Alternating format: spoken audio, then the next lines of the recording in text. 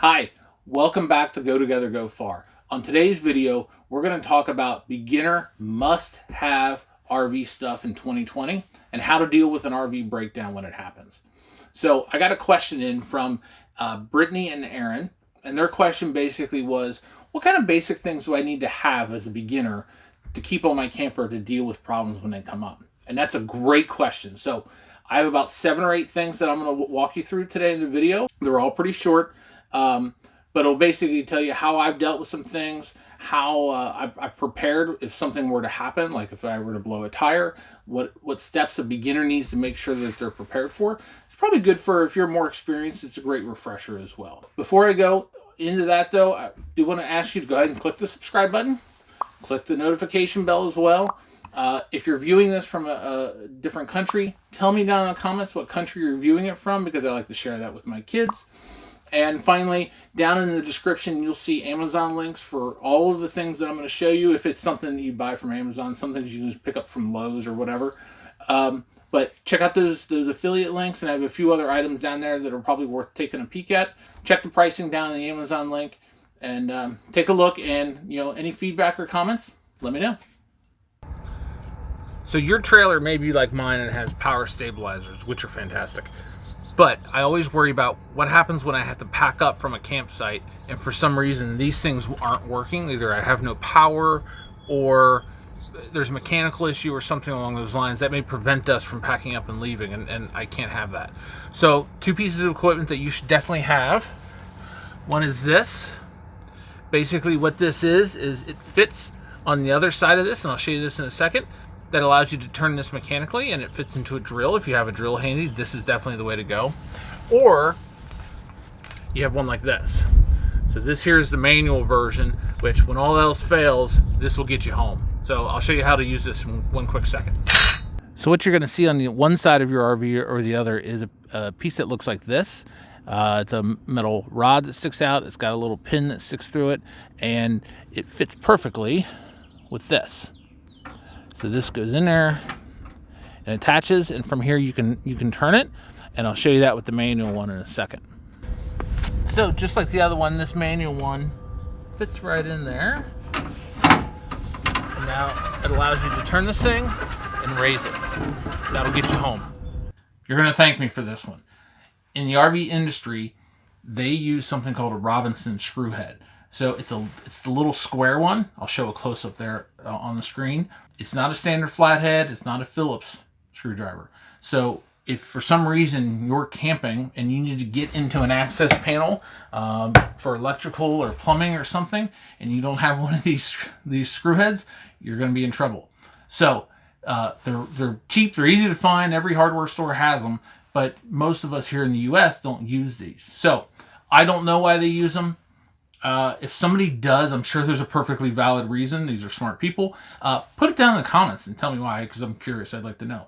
So I'll show a close-up of this on the screen and get a couple of these for your camper. So if you're lucky like me, you've probably never had a blowout of your camper tire, car tire, truck tire, whatever. And you've never had to change one on the side of the road. I've had to change tires before, but never in that situation. I wanted to make sure that I knew how to do it should the need arise. So I'm going to show you a couple pieces of equipment that I recommend you buy. I recommend you try it at home or wherever you keep your camper. So when it does happen, you're ready to go. So first thing you're going to need, if you have to change this tire, get yourself a good jack. So this one here is big enough to lift the camper. They're a little different in cars. You may need to even put some wood or something up underneath this to make sure that it's lifted it high enough off the ground. But make sure you've got one of these on your camper in case you need it. Before you ever have a problem, make sure you get in here and take a look at your actual tires. Mine happen to have this plastic cover that covers the bolts. And when I did that, I had the worst trouble trying to get this thing off. And what I actually found was this thing, which is a paint can opener, works fantastic for this. So it just hooks right in that little thing and allows me to pull this off. And now I can get to the bolts on my tire. So once you've gained access to the tire, you're going to want to make sure that you've got what you need to take these nuts off. You may have one of those more traditional 4-way wrenches, but those are kind of big and a little bulky, and they don't fit well in my camper. So I went out and got this. This extends and is much easier to pack. for my camper. And then I went out and found different sockets to make sure that I've got the right socket to fit my tire. And this can go on. And now I can easily remove these anywhere I need to. Let's talk electrical for one quick second. First thing you want to do, locate your fuse box on your trailer. Mine happens to be in the bunkhouse. Take a look at the fuses and the breakers that you have in there so you know kind of how everything works. And then what you're going to want to do is go get yourself a little box of auto fuses. You can get them from any store or wherever. But make sure you have a supply on these on hand. Last thing you want to do is when you're camping somewhere, you blow a fuse and now your AC doesn't work, right? Something as simple as this can really save you a bunch of enjoyment on the trip.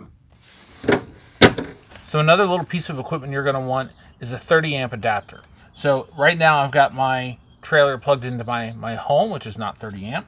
So I've got my 30 amp cable here plugged into this adapter, which basically goes from 30 amp to your normal, AC in your house. This particular kind I found to be a little more useful than some of the smaller ones, precisely for this reason, that I can get this in my outdoor outlets and not have to do anything unnatural to get it in there. So that works great. So there's another piece of equipment you're going to want to make sure you prevent disaster and don't ruin your camping trip. So this is called the infamous Dogbone. So what this actually is basically a 30 amp circuit breaker that goes between your trailer and the power that you're plugging into. Now this particular one from Camco is also a circuit analyzer, so there's maybe a little hard to see on here, but there's actually little LED indicators that will light up different colors to tell you exactly what you're plugging into and if it's wired correctly. And if not, then you know you need to take some action. So this will prevent damage to your trailer, potentially very expensive damage. They're a little expensive, but they are absolutely worth it. So here's another little piece of equipment that I think you're going to want.